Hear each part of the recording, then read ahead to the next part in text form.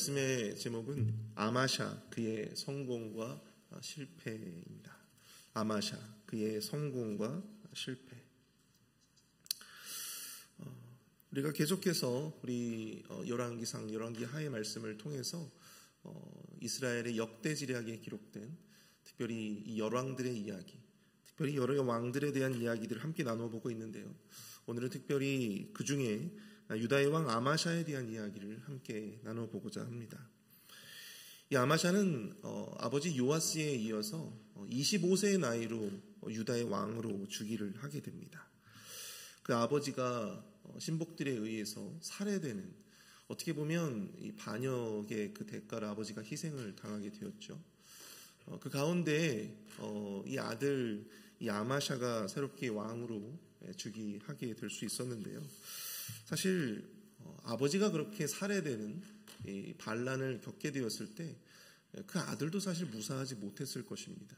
그럼에도 불구하고 하나님의 은혜로 말미암아 그는 유다의 왕으로서 그렇게 즉위를 할 수가 있었던 것이죠.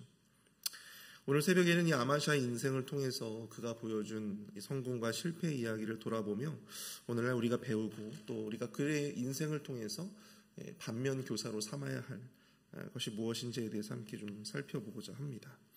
첫 번째로 그의 인생을 통해서 우리가 살펴볼 수 있는 것은요, 우리가 하나님의 말씀에 순종하면 하나님은 우리의 인생을 책임지신다라고 하는 영적인 교훈입니다. 아마샤에 대한 성경의 평가는 과연 어떠할까요? 오늘 보면 3절을 보십시오. 아마샤가 여호와 보시기에 정직히 행하였으나 그의 조상 다윗과는 같지 아니하였으며 그의 아버지 요아스가 행한 대로 다 행하였어도. 여호와 보시기에 정직히 행하였으나 그의 조상 다윗과는 같지 않았다. 완벽하지는 않아도 그래도 나름 그래도 괜찮았던 평가를 받았던 그런 왕이었습니다.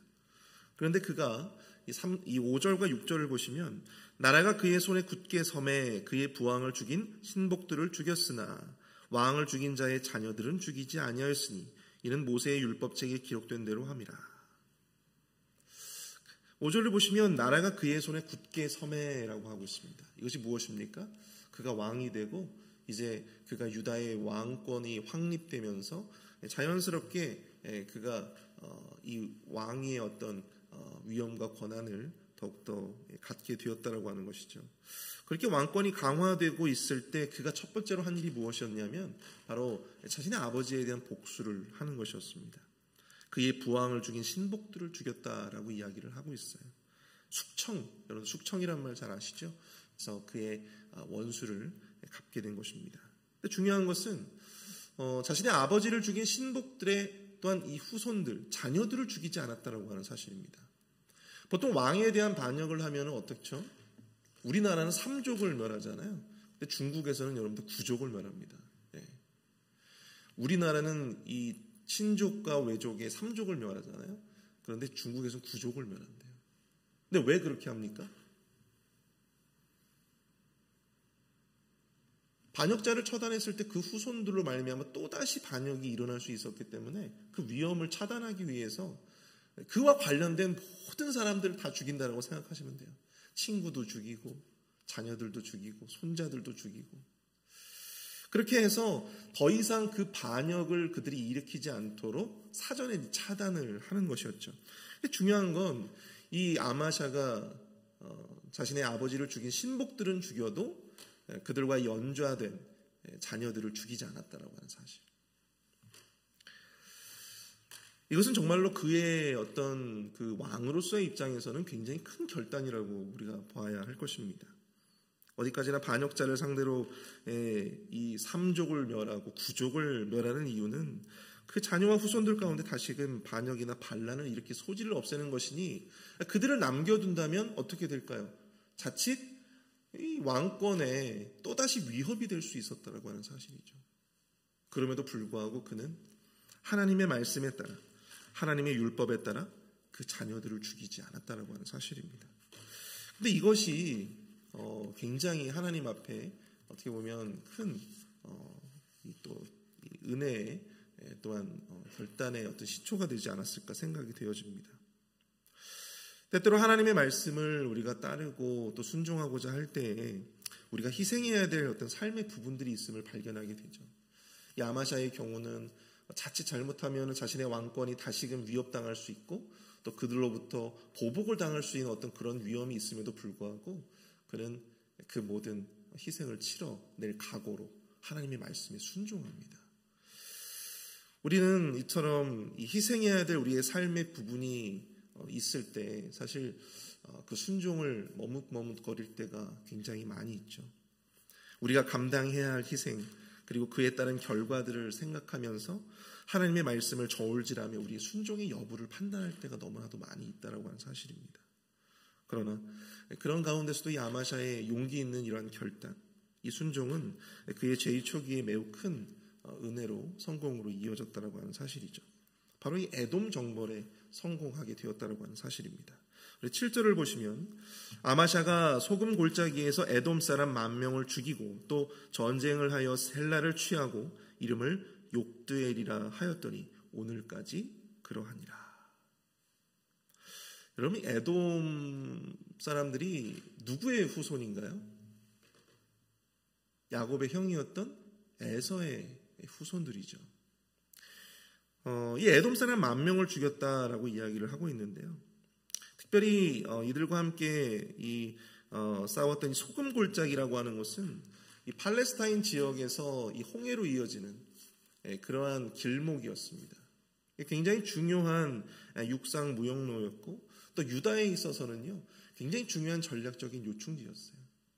근데 그곳을 에돔을 정벌하면서 그곳을 이제 탈취하게 되었다고 하는 사실입니다. 근데 여기 보면 에돔 사람 10,000명을 죽였다고 하잖아요. 역대하 25장을 보시면 아마샤와 이 유다의 군대가 특별히 에돔 그 포로 10,000명을요 어떻게 죽였냐면 이 절벽 있잖아요. 그 벼랑 같은 절벽에서 밀어서 떨어져 죽였다라고 하는 사실입니다. 10,000명을 그렇게 죽였다라고 하는 거죠. 이는 아마샤가 에돔을 아주 철저하게 무력화시켰음을 보여줍니다. 그것뿐만 아니라 이 유다의 군대는 셀라를 취하고 그곳의 이름을 욕드엘이라고 그렇게 다시금 불렀다라고 이야기를 하고 있습니다. 이 욕드엘이라고 하는 의미가 무엇이냐면 하나님에 의해서 정복됐다라고 하는 것을 의미한다고 합니다. 그러니까 이 열왕기하의 기자가 특별히 욕드엘이라고 하는 이름을 이곳에 넣은 것은 특별히 이 아마샤와 아마샤의 군대, 유다의 군대가 이 가져갔던 이 전쟁의 승리가 누구로부터 온 것이다라고 하는 것을 보여줍니까? 하나님에 의해서, 하나님의 은혜로 말미암아 하나님에 의해서 정복되었다라고 하는 것을 보여주고 있는 것이죠. 이 모든 아마샤의 승리의 근원은 아마샤 자신에게 있었던 것이 아니고 아마샤를 긍휼히 보았던 아마샤의 그 순종의 모습을 통해서 그를 축복하고자 했던 하나님으로부터 말미암았음을 우리가 깨닫게 한다라고 하는 사실입니다.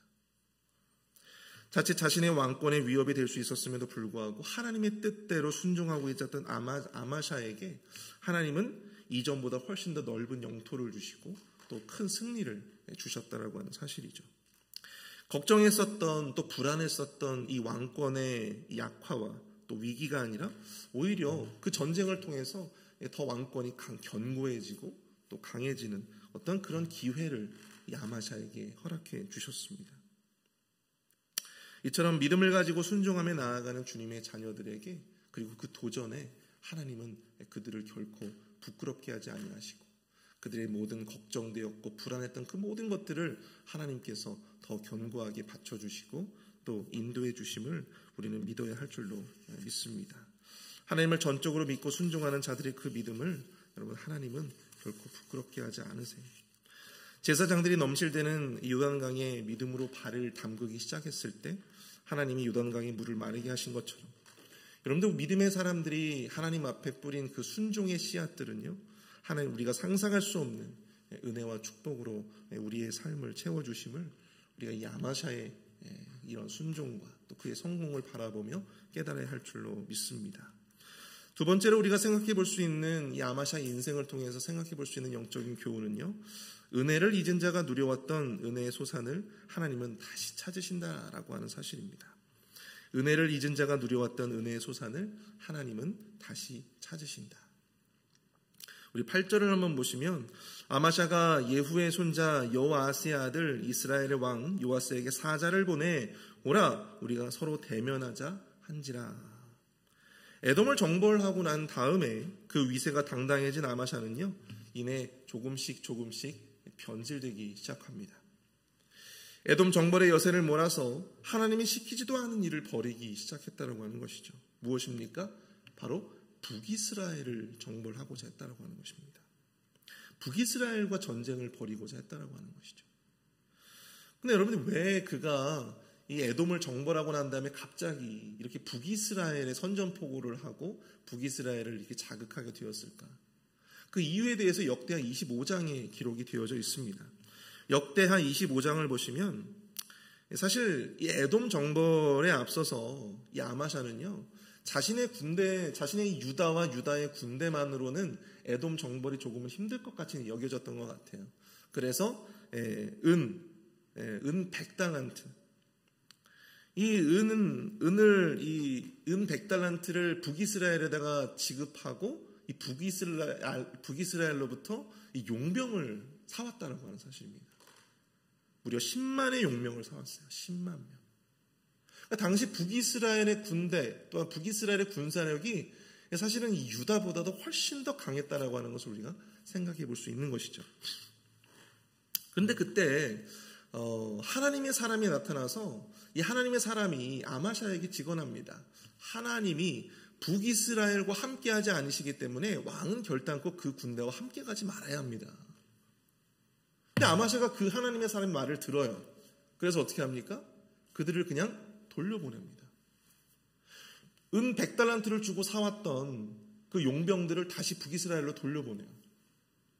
근데 그 과정에서 이 북이스라엘 군대가 그냥 이 자신의 고국으로 돌아갔던 것이 아니라 유다의 성읍들을 불태우고 그곳을 노략질했다라고 하는 사실이죠. 무려 3,000명의 유다 백성들을 유린하였습니다. 그렇게 일이 되어지니 이 왕으로서 그가 그 사실을 알고 지금 이제 북이스라엘에 선전포고를 했다라고 하는 사실이죠. 근데 중요한 것은 물론 자신의 백성들이 유린당하고 자신의 성읍들이 불탔으니까 얼마나 화가 났겠습니까? 유다의 왕으로서 선전포고를 할 수 있다 쳐요. 근데 중요한 것은 무엇이냐면 역대하 25장 14절을 보시면요, 이 왕이 에돔을 정벌하고 난 다음에 에돔을 다 정벌하고 난 다음에 에돔 사람이 믿었던 신, 그 우상에다가 분향을 하고 그 우상을 숭배했다라고 하는 기록이 나옵니다. 그러니까 왜 그랬을까라면 생각해 봤어요. 하나님 앞에 그렇게 열심히 순종하고자 했던 이 아마샤가 왜 그렇게 에돔을 정벌하고 난 다음에 상식적이라면 어떻게 해야 됩니까?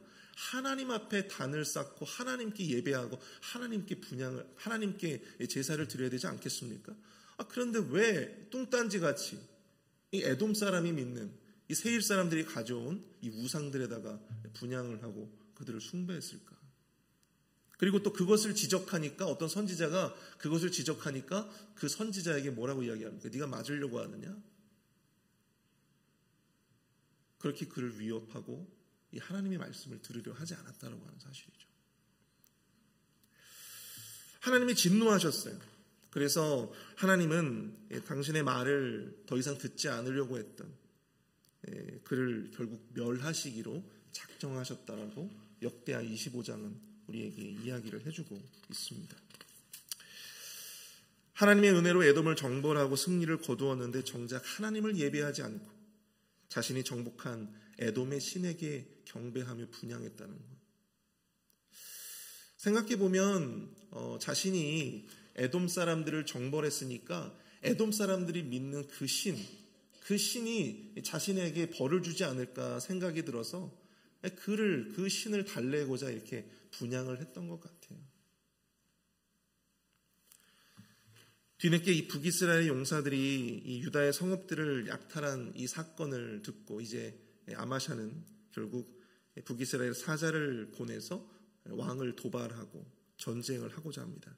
근데 이때 이스라엘 왕 요아스가 아마샤에게 또다시 사자를 보내서 한 가지 우화를 들려줍니다.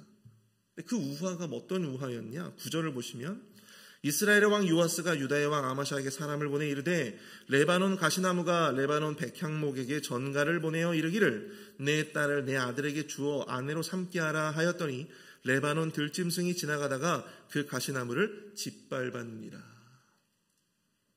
근데 여러분들 이 레바논 백향목에게 가시나무가 보낸 전갈, 이 전갈이 무엇입니까? 이 전갈이 여러분들 스콜피언이 아니에요. 네, 전갈, 편지를 보냈다는 것입니다. 편지. 근데 여러분 보시면요, 가시나무와 백향나무가 등장하죠. 가시나무와 백향목이 등장하는데 가시나무는 근동 지역에서 참 쓸모없는 나무로 유명합니다. 가시나무는요, 이게 얇아가지고 태우더라도 다닥다닥다닥 소리만 날 뿐 이게 오래 타지 않아요. 그래서 땔감으로도 잘 사용하지 않습니다. 그리고 이 반면에 이 백향목은요, 성경에서 굉장히 중요하게 다루고 있죠. 성전을 지을 때도 백향목을 가지고 성전을 지었고 왕궁을 지었을 때도 백향목을 가지고 왕궁을 지었습니다. 굉장히 쓸모 있고 굉장히 고귀한 어떤 그런 것을 상징하는 것이 백향목 아니겠습니까? 반면에 가시나무는 굉장히 쓸모없고 비천한 어떤 그런 것을 상징할 때 자주 사용되는 말이 바로 이 가시나무 같다라고 하는 것입니다. 근데 중요한 것은 이 가시나무가 지금 전가를 보내서 레바논 백향목에게 이르기를 내 딸을 내 아들에게 주 아내로 삼게 하라. 우리들이 사돈을 맺자 이거잖아요. 그러자 레바논 들짐승들이 지나가다가 그 가시나무를 짓밟았다. 쉽게 얘기하면 이 요아스의 이런 우화는 아마샤의 이런 행위가 자기 북이스라엘에게 이렇게 도전하고 들이대는 이 아마샤의 행위가 가시나무가 백향목에게 사돈이 되자고 들이대는 것처럼 자신의 분수도 모르고 덤벼드는 매우 어리석은 행동이다라고 하는 것을 지금 꼬집고 있는 거예요. 이 분수도 모르고 너처럼 그렇게 까불면 결국엔 죽게 될 것이다. 비참한 최후를 맞이하게 될 것이다 이것이죠. 그리고 10절에서 이렇게 이야기를 합니다. 내가 에돔을 쳐서 파하였으므로 마음이 교만하여졌으니 스스로 영광을 삼아 왕궁에나 내 집으로 돌아가라. 어찌하여 화를 자취하여 너와 유다가 함께 망하고자 하나. 이 요아스의 말이지만요, 굉장히 현실적인 제안입니다. 지금 상황에서 유다와 이스라엘이 전쟁을 한다면 사실 둘 다 좋을 것이 없어요. 상대적으로 열세에 있는 유다가 질 것이 매우 뻔한 그런 전쟁이었습니다. 그런데 아마샤는 그 말을 듣지 않죠. 결국 전쟁을 하고 결국 아주 크게 패배하고 맙니다. 13절 14절을 보시면요, 이스라엘 왕 요아스가 베세메스에서 아하샤의 손자 요아스의 아들 유다 왕 아마샤를 사로잡고 예루살렘에 이르러 예루살렘 성벽을 에브라임 문에서부터 성 모퉁이 문까지 400규빗을 헐고 성벽을 헐었다고 합니다. 또 여호와의 성전과 왕궁 곳간에 있는 금은과 모든 기명을 탈취하고 또 사람을 볼모로 잡고서 사마리아로 돌아갔더라. 이 아마샤 입장에서는요, 굉장히 아주 큰 수치였습니다. 에돔을 정벌하고 의기양양하게 그렇게 돌아올 수도 있었던 이 아마샤가 결국 북이스라엘과의 전쟁에서 대패해버리고 자신의 성벽이 이 북이스라엘 군으로부터 헐리는, 또 성전의 모든 기물들을 도둑맞는, 또 몇몇의 사람들이 포로로 잡혀가는 이 수치를 경험하게 되었다라고 하는 것이죠. 그리고 나중에 이 아마샤는요, 결국 이 훗날 아버지처럼 자신의 부하들에게 배신당해서 죽임을 당하게 됩니다. 이 세상에 보면 이 복이 오히려 그에게 화로 나타나는 그런 사람들이 있어요. 복이 주어지면 그것이 하나님의 은혜인지도 모르고 교만해지는 그런 사람들이 있기 마련입니다.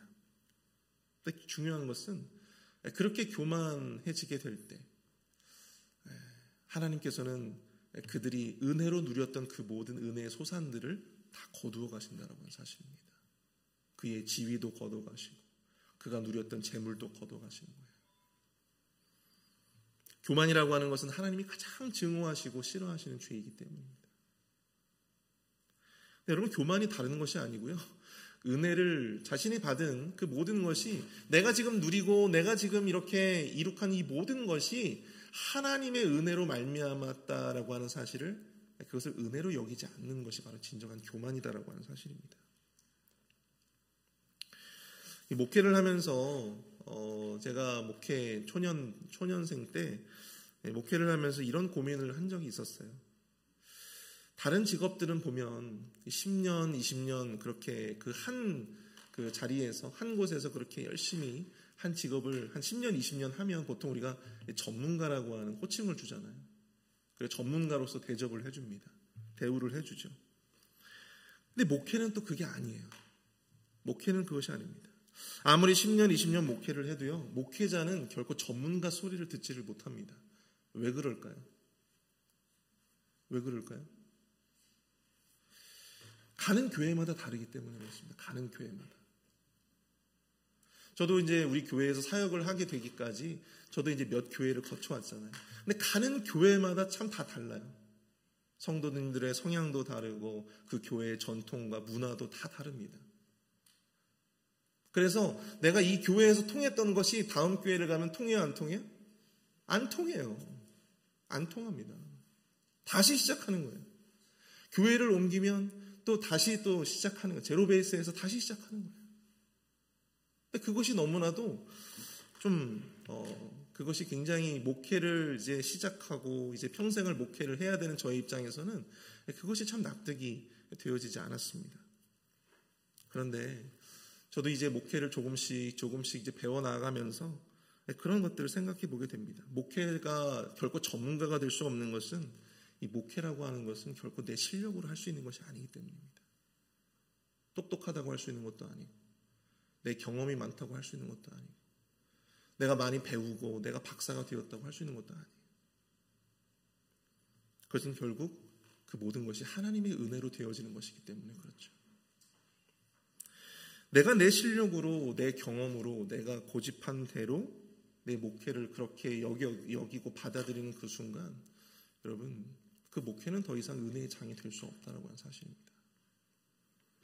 제가 그 생각을 하면서 일찌감치 전문가로서의 어떤 영역을 버리자.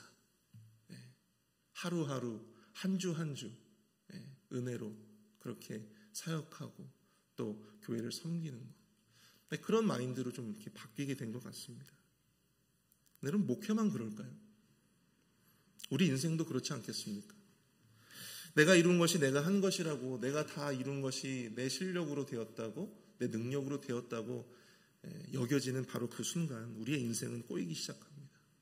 내가 풀 수 있다고, 내 실력으로 해결할 수 있다고 여기는 순간 여러분 다 꼬이기 마련이에요.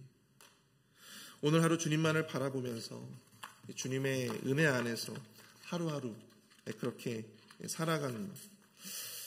여러분들 어떻게 보면 그것이 연약해 보일 수 있어요. 무능력해 보일 수 있고. 그런데 여러분, 그것이 오히려 더 하나님으로부터 큰 축복이 보장되는 것임을 기억하실 수 있기를 축복합니다.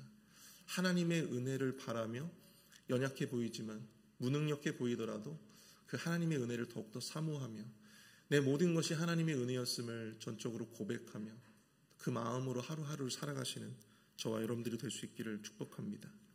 결국 하나님의 은혜임을 머리가 아닌 우리가 가슴으로 깨닫는 오늘 하루가 될 수 있기를 축복합니다. 함께 기도하겠습니다. 우리 시간 함께 말씀을 생각하면서 함께 기도하실 때 우리 아마샤의 인생을 돌아보며 인생의 성공과 실패를 깨닫습니다. 주의 말씀에 순종하게 하여 주시고 주의 은혜를 은혜로 여기며 겸손히 하루하루 주님의 은혜를 갈망하며 살아가는 주님의 복된 자녀들이 되게 하여 주시옵소서. 우리 함께 합심해서 기도하겠습니다.